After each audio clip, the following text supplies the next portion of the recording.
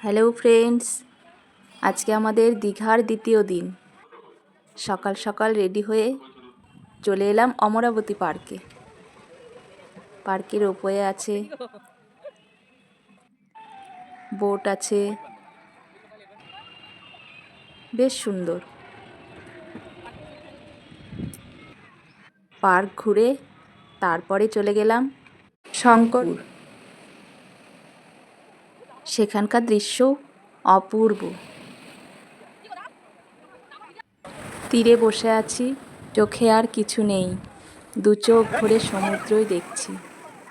তারপর সেখান থেকে বেরিয়ে চলে এলাম মোহনা। সেখানে দেখো শুটকি মাছের দোকান, কত রকমের শুটকি মাছ। তোমাদের কাদের কাদের পছন্দ?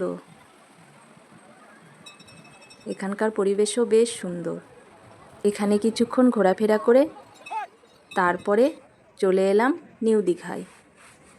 আমরা নিউ দীঘা থেকে গাড়ি রিজার্ভ করে গেছিলাম। এরপরে চলে গেলাম স্নান করতে সমুদ্রে।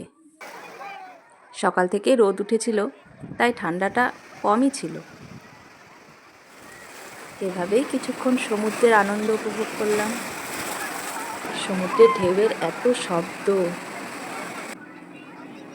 বোট চলছে। দীঘা সুন্দরীকে টাটা করে চলে গেলাম, আবার নেক্সট টাইম আসবো।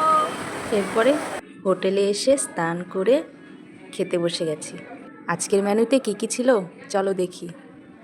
লেবু, স্যালাড, আলু ভাজা, এখানে আছে শুক্তো, ডাল, বাঁধাকপির ঘন্ট, আর নিয়েছি দীঘার স্পেশাল ইলিশ।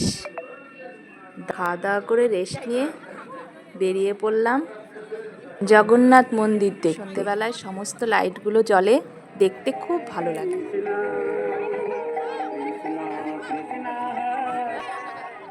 এত সুন্দর করেছে মন্দির, দেখে মন ভরে গেল। কিন্তু ভেতরে মোবাইল ক্যামেরা অ্যালাউ নেই, সেই জন্য ভেতরকার ছবি তুলতে পারিনি। এটা শুধু বাইরেরই দৃশ্য, অনেক বড় জায়গা নিয়ে। আজকের মতো এটুকুই, আবার দেখা হবে নেক্সট ভিডিওতে। আমার তরফ থেকে রাধে রাধে, আর এই দুজনার তরফ থেকে টাটা।